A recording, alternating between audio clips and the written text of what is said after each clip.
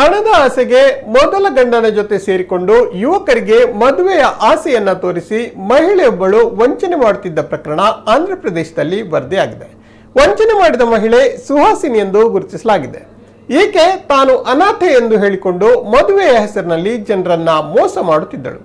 ಇನ್ನು 2019ರಲ್ಲಿ ವಿನಯ್ ಎಂಬುವರ ಜೊತೆ ಸುಹಾಸಿನಿ ಮದುವೆಯಾಗಿದ್ದಾಳೆ. ಈ ಬಳಿಕ ಆತನಿಂದ 10 ಲಕ್ಷ ನಗದು ಮತ್ತು 5 ಲಕ್ಷ ರೂಪಾಯಿ ಮೌಲ್ಯದ ಚಿನ್ನವನ್ನ ತೆಗೆದುಕೊಂಡು ತನ್ನ ಮೊದಲ ಗಂಡನೊಂದಿಗೆ ಪರಾರಿಯಾಗಿದ್ದಾಳೆ. ಘಟನೆ ನಡೆದ ನಂತರ ವಿನಯ್ ಪೊಲೀಸರಿಗೆ ದೂರನ್ನ ನೀಡಿದ್ದಾರೆ.